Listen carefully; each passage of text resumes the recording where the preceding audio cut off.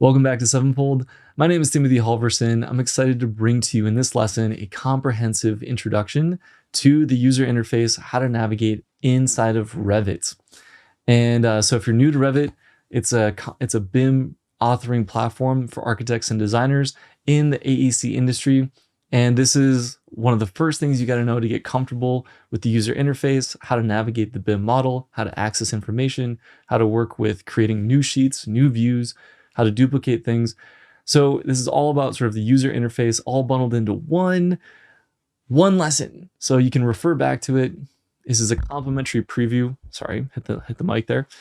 This is a complimentary preview. And if you want other free previews that are part of this complimentary free preview of the Revit Core Practice full program, then just head over to go.architecturetraining.com/RevitCP-free. Again, you can just click the link in the description, or there might be one in the cards here on YouTube. And you can just click that, enroll for free right now, and that'll give you a free sample of lessons in a structured learning environment inside the Sevenfold Academy.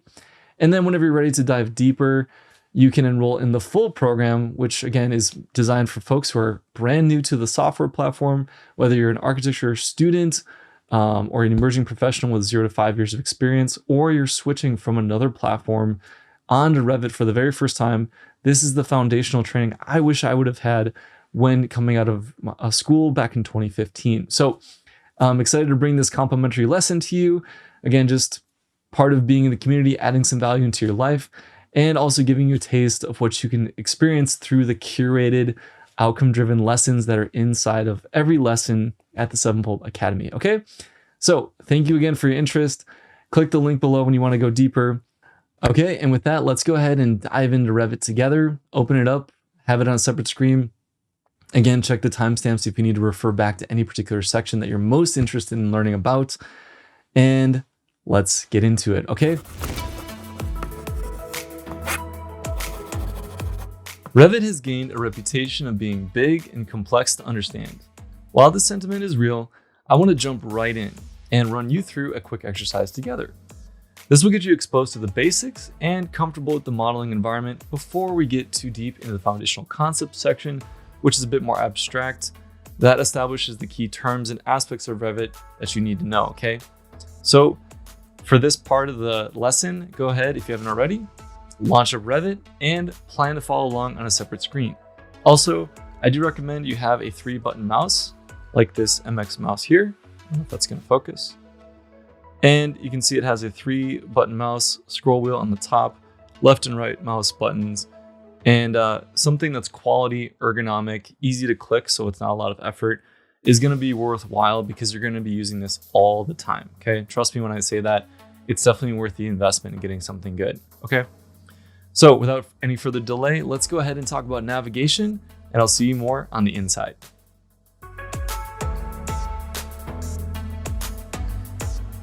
So looking at the Revit user interface, on the left side of the screen, you're going to see the project browser, as well as the properties palette, okay? Along the top, there's different tabs with different buttons within each tab, okay? Some of these are organized by discipline, and some apply to everybody that models in Revit, such as Collaborate, Manage, and the Modify tabs, okay? In the center of your screen, that's your viewport area. And in Revit 2020 and newer, there's a feature to have viewport tabs along the top of this area, okay? You also can see a small ribbon and small icons that I've chosen to dock below the primary ribbon, okay? This is referred to as the quick access toolbar. Here you can save your favorite buttons to avoid some extra navigation effort finding those. You can see, for example, I've put object snaps as well as load a family. For example, I've also got set a C plane, set a work plane, and a bunch of other ones we'll talk about later. Okay, so now if you look back at the properties area, this will change depending on what is in your active selection. You'll notice by default that the properties refer to the active viewport, but if I select a family, then the parameters relative to that family are revealed. Okay. If you have multiple things or elements in your selection, you can click the drop down to focus on different elements while not losing your overall selection. This is a great option if you need to adjust various properties related to your view while not deselecting a set of families you wish to edit. Okay, keep that in mind. So now if I target my active viewport, you can see the visibility and graphics overrides, as well as if a view template has been assigned to that view or not. You can also control what is visible by using a section box tool. Okay, my favorite approach is to build up an active selection, then go over to the Modify tab and pick the selection box button. Okay.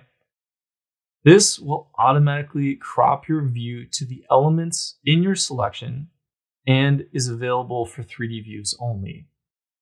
You can create a 3D view easily by selecting the house icon in the quick access toolbar if you haven't already made one already.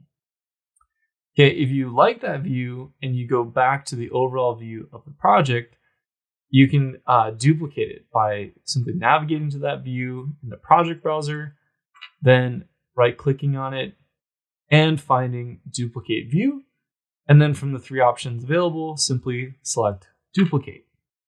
Okay, this will preserve all the specific settings that you applied from the previous view, but to remove the scope box, go back to the properties of that newly duplicated view, go down to the extent area in the view settings, and then just uncheck section box.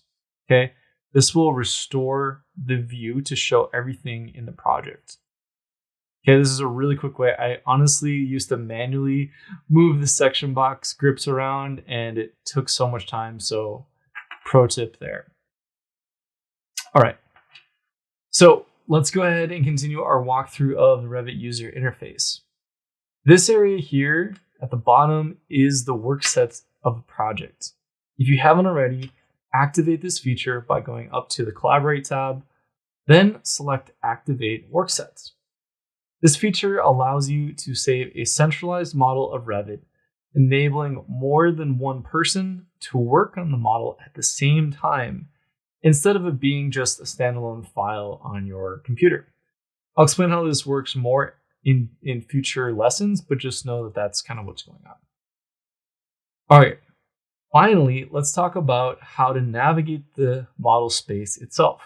Okay, so again, picking up your middle mouse button on your wheel, you can scroll the middle mouse button. Okay, scrolling forward is going to zoom in, and scrolling backwards is scrolling out. Okay, if you push and hold the middle mouse button, you can pan from left to right or in any direction. Okay, now if you want to try to orbit, at the same time with your left hand on the keyboard, hold Shift, and with the right mouse button, you can pan and hold. So Shift to modify that and hold with the middle mouse button, and moving your mouse around, that's going to orbit your active selection. Okay. If you don't have anything selected, it'll orbit everything. Or if you have something specific selected, it'll orbit just that element. Okay. So on the right of any viewport, you can also see a view cube, as well as 2 buttons for a navigation wheel and zoom extents. Explore additional options by picking the little arrow below each. So let's just try the zoom in region command. This allows you to click once to start a window, and then clicking a second time defines the extent of that window, and Revit will zoom into that frame. Okay. The navigation wheel, this essentially lets you do everything I just taught you with the mouse and keyboard combination, but it's all in one place. Some people prefer this. Again, if you don't have access to a mouse, that's a good option. We'll talk more about this later, but definitely check out the extra settings. Okay. One of my favorites is Orient to View. Okay, so again, in the navigation wheel, hit the little drop-down arrow, and then you can transform any 3D view, so a 3D isometric view, and you can automatically crop that to the extent of, say, a floor plan or a section or any 2D view within your model. This is a great way to, again, automatically create a section box relative to another 2D view. Okay, last thing for now. If you click and drag from left to right, you'll see a translucent blue window with a solid line pattern. Anything inside of that bounding box on your screen will be included in the selection. By contrast, if you click and drag from right to left, you'll see a translucent green dashed bounding box window. Okay, two different selection types. Anything that this box touches and is visible in view will be included in the selection. Okay, so just again, try this on your own version of Revit just to get the hang of it. Okay, let's take a closer look at the project browser. So I'm back here in Revit and I've already launched up a project, and you can see again, here's the project browser on the left. Okay, now if you're not seeing this, go up here to View, go all the way over here to the right to User Interface, and then find Project Browser and make sure that's turned on. You can also see keyboard shortcuts is right here if you need to find it for later, okay? But this should be on by default, okay? Then what you can do is anywhere in space under the Project Browser, you can right click and say Collapse All, and that'll roll up the primary sections of the Project Browser. You can see nearly anything inside of Revit is available to be seen here. So Views lets you, again, navigate and visualize the 3D model information, whether it's 3D walls or it's two-dimensional drafting detail drawings. Legends, this is repeatable 2D drawings that you can apply. It's mostly used on sheets, but it's you draw it once and then you can copy paste it in multiple places.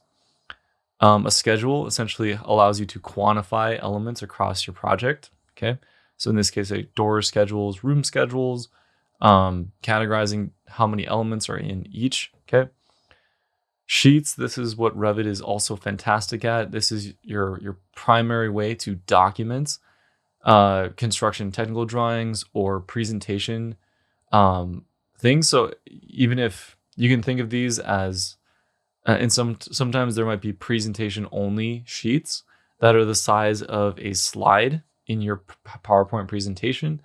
And you could have different ways to group this. Okay, so we'll talk about how this is grouping in a second. Here's families.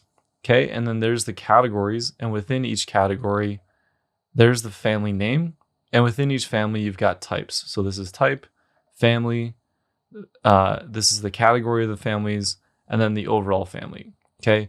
And this is just the definition. So if you want to actually select if it's been placed in your model or not, you can right click on a type, say select all instances in the entire project.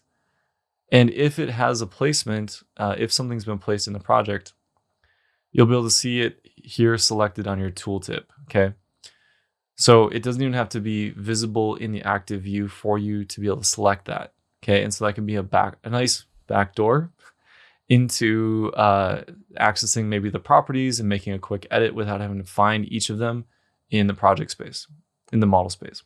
Okay, so that's families. And again, you'll see your model categories here, as well as two-dimensional categories like annotation symbols, which we'll talk more about later, okay? And even this title block. The title block is inside annotation symbols. And you can see that in my case, it's right down here. So, okay, so it's families. You'll be using that a lot. Groups. We do talk about model groups in this section. So if you're curious, check out the Templatize Your Designs lesson later in the modeling section, where I talk about model groups. Okay. Revit links. This is only RVT links. This is not CAD, PDF, image, or any other data type. It's only RVT projects, and those will be listed here. Okay. And if you need to find more information, check out the Manage Links lesson later in section 7. Okay, so that's the project browser. And now let's talk a little bit about how it's structured. So I'll use the sheets as an example. So if I come in here, you can see to be issued and internal communications. And I basically have a discipline. And then I've got a grouping, and within that, that's where I actually have my overall sheets, okay? This can be a pretty common way to break down a larger drawing set, okay? And what's going on? Well, basically, if I select a sheet, okay, you can see it's actually, the properties have changed over here. And essentially, this is being controlled by instance properties. Okay, so I've got that here. Here's the instance parameters. I've got them grouped together by 7FO. And then I've just added this information here. So this is just me typing it in. And I can add new values if I don't see everything I want. And this can be a common way. So essentially, each of these parameters is helping me sort and group the sheets so that they are structured in this way. Okay, so then if I took that one and I want to change it to 200 or like 100 general plans, I can just click that and hit apply. And now you can see that has immediately moved it up into its own group up here. Okay, and then likewise, if I just duplicated that sheet, I'll just duplicate it as empty. Okay, you see Revit will increment the sheet number, give me a copy name, but it'll keep all of that data, which is helping me sort and group it in my project browser, okay? So to customize this, you can go to here, and in the parentheses, you see the name that I've given to the project browser. So if I right click, go to browser organization, come over here to sheets, these are all presets. So yours might just say all, or you may have some from your firm that's already been predefined. And you can see here sheets versus views versus schedules. So you don't have to use the same organization for each of these areas in the project browser. But if I went with the sheets example, you can go here, select edit. And then if you use filter, that will remove sheets from view, okay? And that could be by a parameter value, but typically it's best to just leave it at none. And then grouping, in my case, the use is just to be issued. That would just be the next upcoming issuance of my sheets. Then discipline, you can see there. In this case, architecture in general for my model. Yours could be structural, mechanical, different disciplines. Okay. And then group. And this is just the different specific types of sheets that are relevant to my scope of work. Okay. Then finally at the bottom here, you'll see sheet number, which is just an alphanumeric. And that's just the piece before the dash. That's the number. The name of the sheet is on the right. Okay. So that's how this is being structured. Again, play with this. Note that this will affect everybody who's also accessing the central model. So make this decision as a team and then stick with it so you're all on the same digital page, okay? All right, one more thing too is you'll know if a view is on a sheet if you go to the views. All right, now you don't have to have this much structure, but again, you have the same ability to group and sort based on the values in the view itself, okay? So then basically you can see here, there's that blue square on the left. That tells me if it has been placed onto a sheet or not. And this is available in newer versions of Revit. If you're not seeing it, right click and say show view placement on sheet status, okay? All right, and so essentially this is a really good way to find all the different information. And then of course you have a search bar up here. And so you can run a search, you'll see the highlight. And then if it's a family, for example, I can always select that, click the search off, and then you might have to twirl this open and drag it onto the view before you can actually place something. Okay. And if I go to any sheet, for example, let's just say I want to edit this view, but I don't know where the view is up in the project browser. Okay. Two ways you can go. You can either twirl this sheet open and then click the specific view, and that will edit the view, and now you'll have it open here. Okay. Or my favorite way is to work directly on the sheet, then just double click. That will activate the view without leaving the sheet. And then you can proceed to do your edits. And when you're done, just right click, go down here to deactivate view, and that'll return you up to the sheet level. So again, double clicking, you'll see the properties change to the active floor plan view, and then right click, deactivate will return me up to the sheet. Okay. One more thing too, if you want to work with viewports, one way you can do this is go to tile views. You can see the shortcut there is WT. So if I do WT, that's going to cycle through all the active viewports. Okay. And you can also click and drag a tab, okay? And you can put this on a separate screen if you have more than one monitor. You can also kind of highlight this and dock it.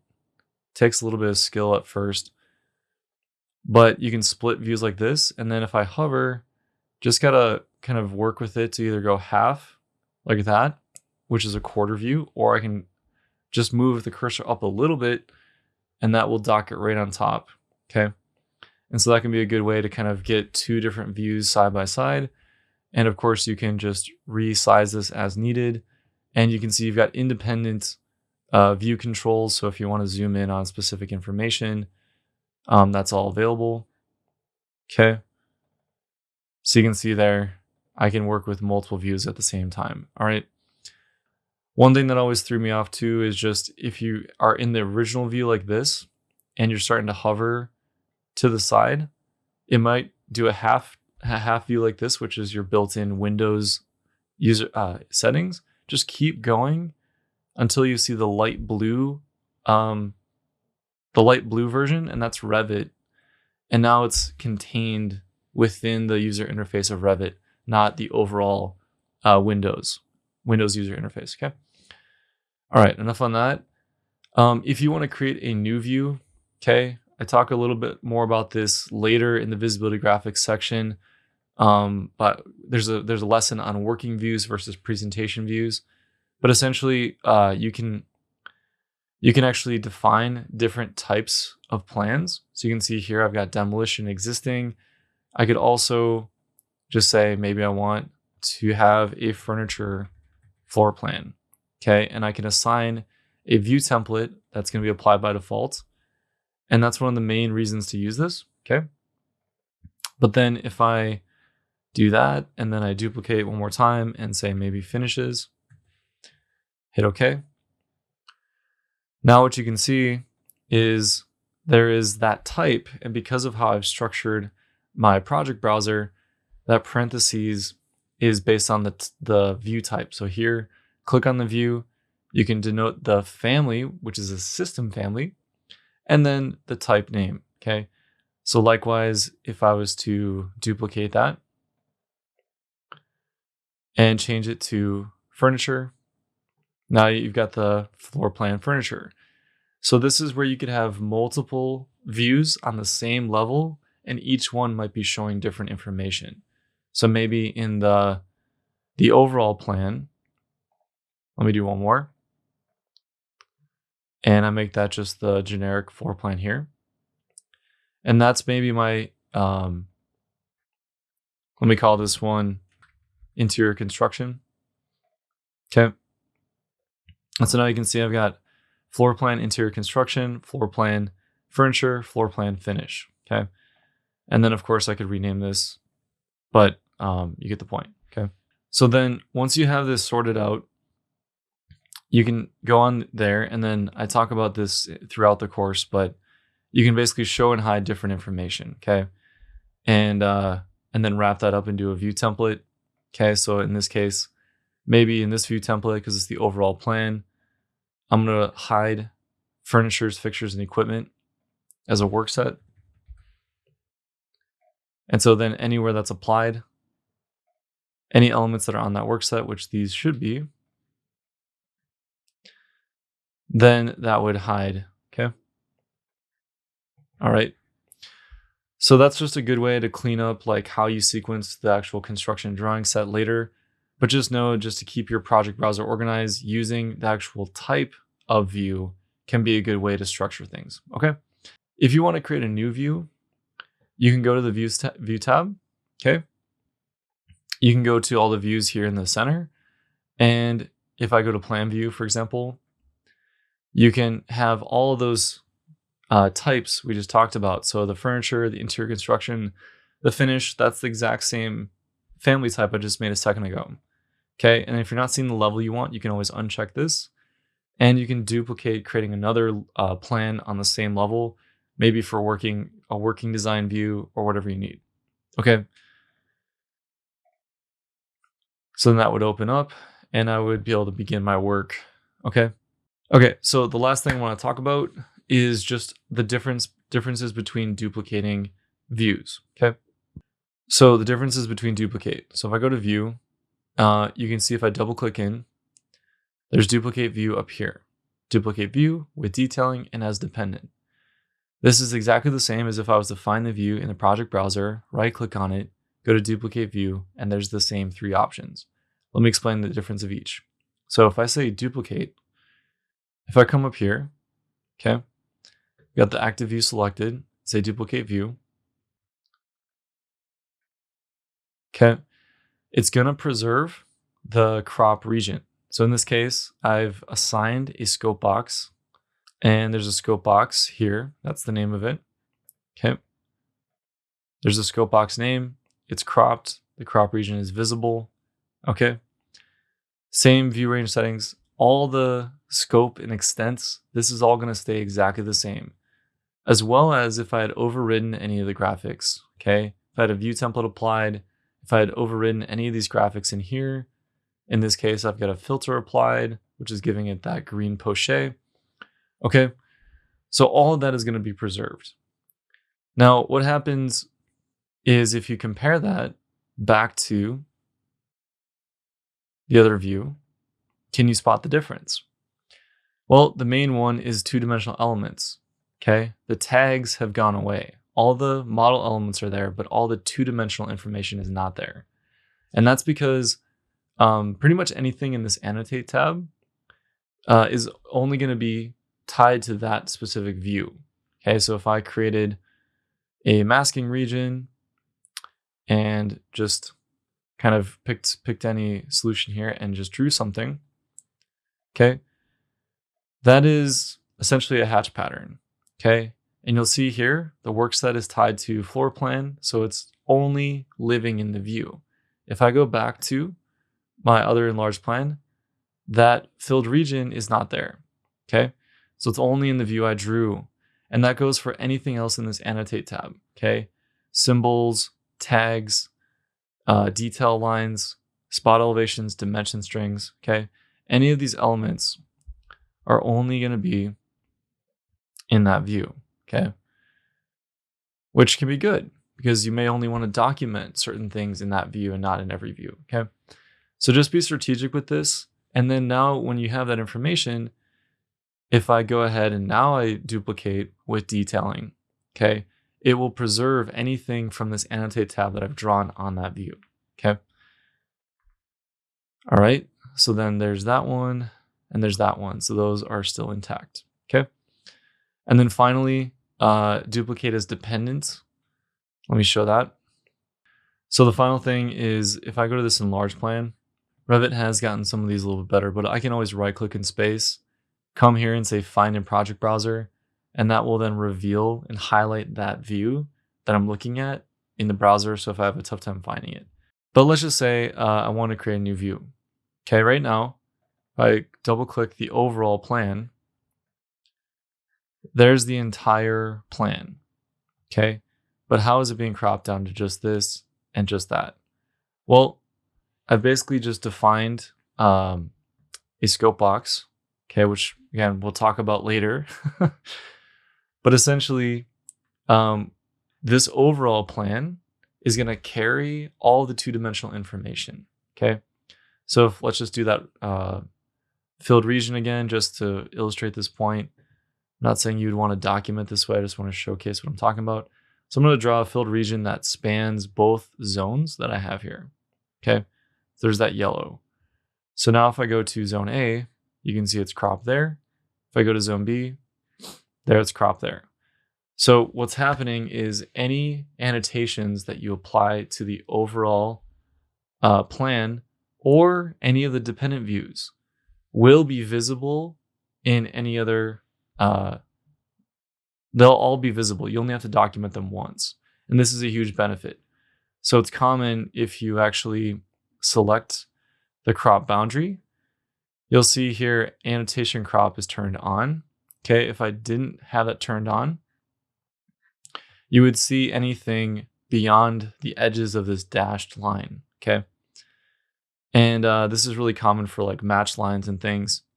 But essentially, yeah, I don't really need to demonstrate that. But the point is you only need to annotate once, and then there's a chance you may have to annotate right along the edge of where that crop happens, just so you have enough context in both cases. But again, we'll talk more about that in the documentation section. So essentially, duplicate view, again, is basically just the model elements and the visibility graphics overrides. Duplicate with detailing is everything that duplicate does, plus the annotations. Okay, so anything that you can find in this annotate tab will be preserved. And then duplicate as dependent will create that dependent relationship.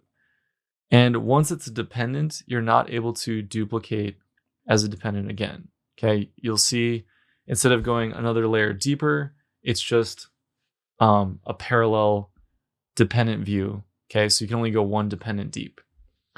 All right.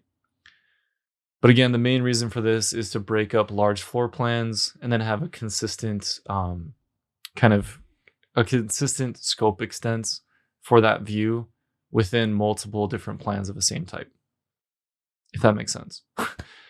Basically, it's really useful for large floor plates where you need to break them up.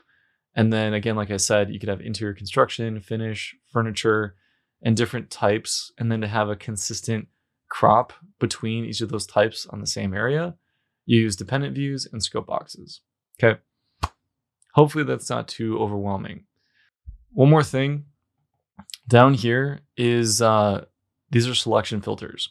Okay, so you'll get the same thing in the upper left. If you hit escape a couple times, you'll always land on the modify tool.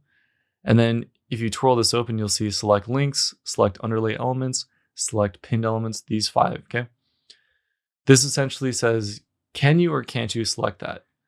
Those exact same filters are also down here on the lower right. Okay. And basically, link, that is, it could be a Revit project link, it could be a CAD link, any linked element. Okay. So anything you can do through the manage links dialog box. Okay.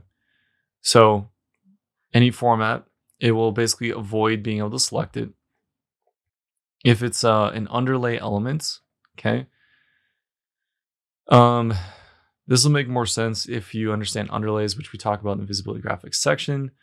So essentially you can see here underlay, you could potentially put a level below, make it visible.